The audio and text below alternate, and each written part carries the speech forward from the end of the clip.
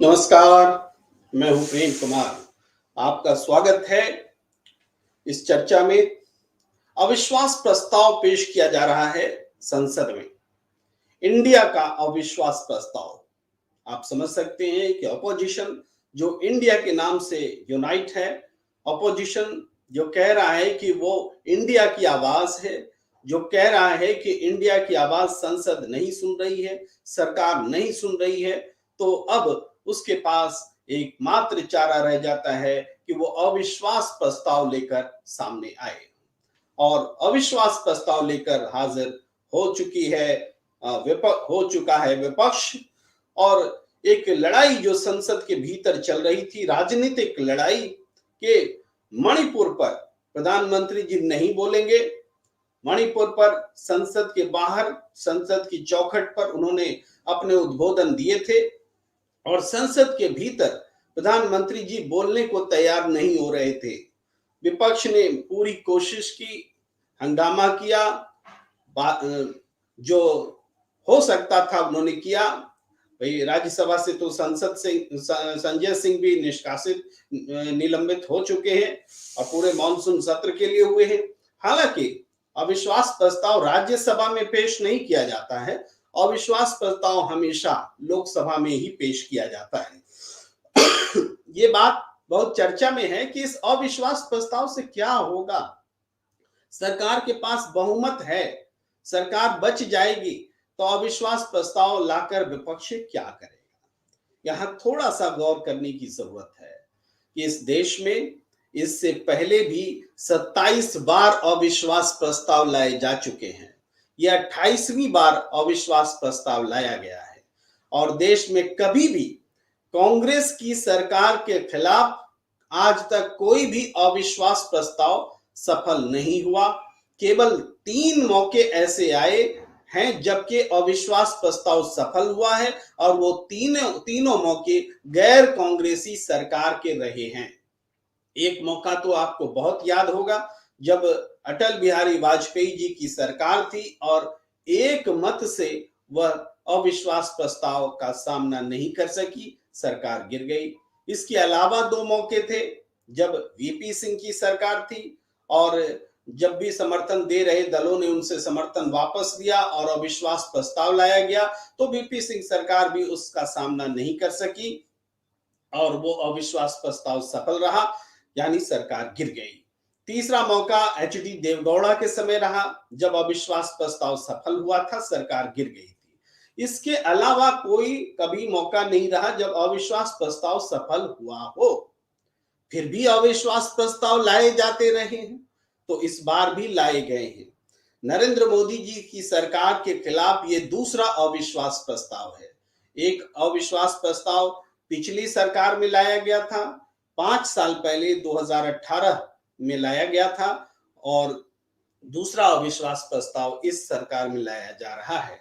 इससे पहले 2 अविश्वास प्रस्ताव का सामना पीवी नरसिम्हा राव जी ने भी किया था और सबसे ज्यादा इंदिरा गांधी की सरकार में 15 बार अविश्वास प्रस्ताव लाए गए थे। इसके बाद सारे अविश्वास प्रस्ताव 3 बार या 2 बार किसी सब सरकारों ने झेला है। तो ये जो अविश्वास प्रस्ताव नरेंद्र मोदी जी की सरकार के खिलाफ है, ये एक तरह से समझ लीजिए कि चुनाव से पहले एक और सत्र होना है, उससे पहले का ये सत्र है और इसमें विपक्ष की बात जो है नहीं मानी जा रही थी। विपक्ष लगातार मणिपुर पर बात करने के लिए कह रहा है और मणिपुर को भारतीय जनता पार्टी और नरेंद्र मोदी जी कानून व्यवस्था का मामला मानते हैं और वो राजस्थान, छत्तीसगढ़, बंगाल में जो बाकी कानून व्यवस्था का मामला है उससे तुलना करते हैं और कहते हैं कि चर्चा होगी तो उन सबके साथ में चर्चा होगी। ये इतना सरलीकरण जो है मणिपुर का, ये बिल्कुल गलत है, सरासर गलत है। विपक्ष इस वजह से चर्चा का जो 2 स्वरूप है उनमें से एक स्वरूप नियम 267 के तहत चर्चा कराने पर विपक्ष अड़ा, जबकि नियम 176 के तहत चर्चा करने से विपक्ष पीछे हटा, क्योंकि विपक्ष का मानना था कि हम मणिपुर के मुद्दे को हम इतने कम समय में बात नहीं कर सकते और सरकार बाकी मुद्दों के साथ भी इस पर बात करना चाहती थी। तो ये जद्दोजहद चल रहा है और इस बीच में कोई चारा नहीं लगा। क्या प्रधानमंत्री जी विपक्ष की बात को पूरी तरीके से अनदेखा कर देंगे जैसे हर बार करते हैं? तो इस बार विपक्ष ने रणनीति अपनाई कि ये अविश्वास प्रस्ताव हम लाएंगे, इसमें तो चर्चा करनी ही पड़ेगी सरकार को, प्रधानमंत्री को वक्तव्य देना ही पड़ेगा। और इस तरीके से प्रधानमंत्री और नरेंद्र मोदी जी की सरकार को मणिपुर पर बातचीत करने के लिए विवश करने का एक तरीका अविश्वास प्रस्ताव के रूप में लाया गया है। अविश्वास प्रस्ताव एक और कारण से महत्वपूर्ण होता है, ये विपक्ष को भी एकजुट होने का मौका देता है। अभी तक इंडिया एकजुट हुआ है, लेकिन आप जानते हैं भारत राष्ट्र समिति बीआरएस, जो तेलंगाना में टीआरएस से बीआरएस हुआ, वो उस पार्टी ने भी अविश्वास प्रस्ताव का नोटिस दिया। इसका मतलब यह है कि इंडिया के अलावा भी जो विपक्षी दल हैं देश में, जो नरेंद्र मोदी जी की सरकार के प्रति अविश्वास प्रस्ताव लाना चाहते हैं, उनके लिए भी अवसर है कि सदन में वो एकजुटता का इजहार करें और संसद के सामने सरकार के खिलाफ जो देश में गुस्सा है, उस गुस्से को व्यक्त करें। ये लोकतांत्रिक अधिकार है और इस रणनीति से भारतीय जनता पार्टी बिल्कुल चौंक गई है, वो डर गई है, घिर गई है कि अब क्या करें। मणिपुर पर बात होगी तो सारी चीजें सामने आएंगी, एक एक तथ्य सामने आएंगे, और जब वो तथ्य देश को पता चलेगा जिसको आज तक छिपाया जाता रहा है, जो गलती से कहिए कि वायरल वीडियो के तौर पर सामने आ गया, नहीं तो सैकड़ों ऐसी घटनाएं घटी हैं। मणिपुर के मुख्यमंत्री कह चुके हैं कि सैकड़ों ऐसी घटनाएं घटी हैं, लेकिन एक्शन नाम का चीज नहीं दिखा, और लापरवाही, बेपरवाही, अनिच्छा, राष्ट्रपति शासन लागू नहीं करना, मुख्यमंत्री को बरकरार रखना, सारी चीजें एक तरफा होती रही हैं, गलत को गलत माना नहीं गया है। हाँ, एक बात और महत्वपूर्ण है, आज करगिल दिवस भी है, तो करगिल के शहीदों को याद करना, विनम्र श्रद्धांजलि देना हम सबका परम पुनीत कर्तव्य है। मगर करगिल दिवस पर मणिपुर की घटना अब हमेशा याद की जाती रहेगी कि करगिल का योद्धा, जिसने देश के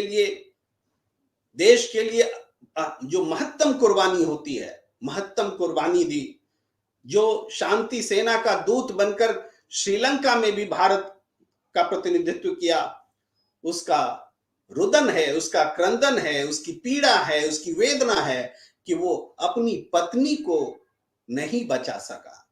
केवल जिंदगी की बात होती तो बहुत सारे लोग अपनी पत्नी को नहीं बचा पाते हैं, लेकिन ये जिंदगी की बात नहीं, ये अपनी पत्नी को भीड़ के हाथों नंगा होने से नहीं बचा पाना, ये करगिल के योद्धा के लिए ऐसी पीड़ा है जिसको हमेशा पूरा सैन्य समुदाय महसूस करता रहेगा।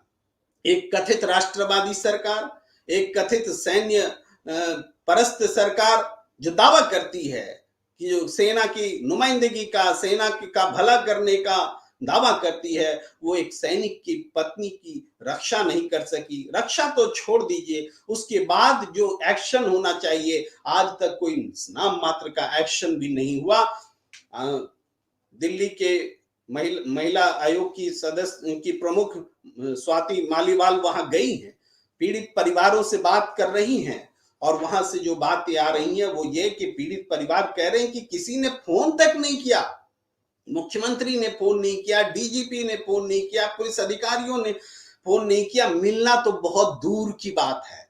तो देश को ये बातें पता चलनी चाहिए कि किस तरह का व्यवहार भारतीय जनता पार्टी की सरकार आम जनों के साथ कर रही है, और इस नैरेटिव के साथ कि बहुसंख्यकवाद है तो ठीक है, हमें तो वोट मिल जाएंगे, हमें तो सीट मिल जाएंगे, बाकी जो अल्पसंख्यक हैं जिनके वोटों से हमारे ऊपर फर्क नहीं पड़ता, उनकी हम चिंता ना भी करें तो क्या करें। यानी विनेबिलिटी फैक्टर जो होता है कि जो जीतेगा उसको हम उम्मीदवार बनाएंगे, वो फैक्टर अब सरकार चलाने में भी काम करने लगा कि जो जिताएगा हम उसी का ख्याल रखेंगे, जो हमें जिताएगा हम उसी का ख्याल रखेंगे, चाहे मानव अधिकार का उल्लंघन हो, चाहे किसी को नंगा परेड किया जाए, कराया जाए, महिलाओं का सम्मान हो। ये जो सोच डेवलप हुई है, इस सोच के खिलाफ ये अविश्वास प्रस्ताव है, और विपक्ष ने इस अविश्वास प्रस्ताव को सामने ला करके भारतीय जनता पार्टी की सरकार का चरित्र एक एक कर परत दर परत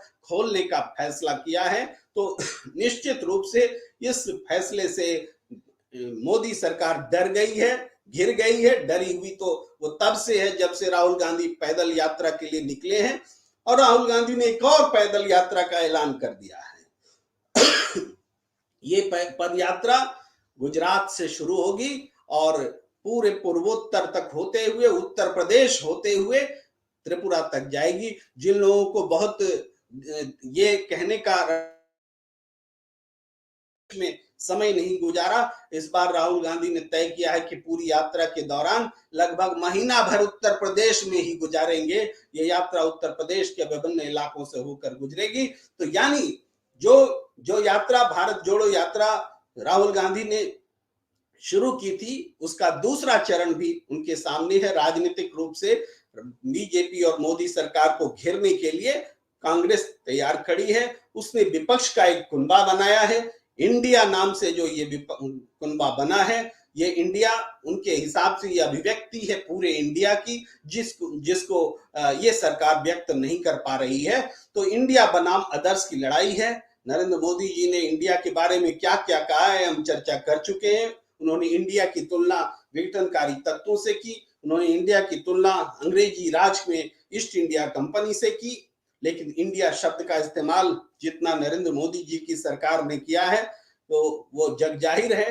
भाई न्यू इंडिया आप ही ने शुरू किया, खेलो इंडिया आप ही करते हैं, स्टार्टअप इंडिया आप ही करते हैं, मेक इन इंडिया आप ही करते हैं। तो इंडिया का इस्तेमाल, इंडिया शब्द से आपको इतनी आपत्ति हो गई कि वो विघटनवाद से जुड़ गया, पीएफआई से जुड़ गया, इंडियन मुजाहिदीन से जुड़ गया।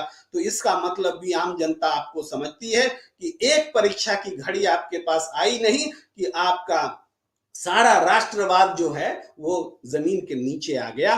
राष्ट्रवादी होने का जो ढोंग है उसका पर्दा खुल गया। तो विपक्ष की जो रणनीति है उसके सामने भारतीय जनता पार्टी और नरेंद्र मोदी जी की सरकार की रणनीति विफल होती दिख रही है। अगर विपक्ष अविश्वास प्रस्ताव के बहाने ही सही नरेंद्र मोदी जी से मणिपुर पर बयान ले लेता है, तो ये आज की तारीख में लोकतंत्र की सबसे बड़ी जीत होगी।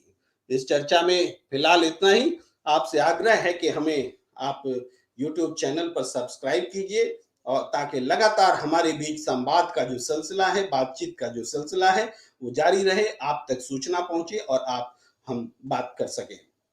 फिलहाल दीजिए इजाजत। नमस्कार।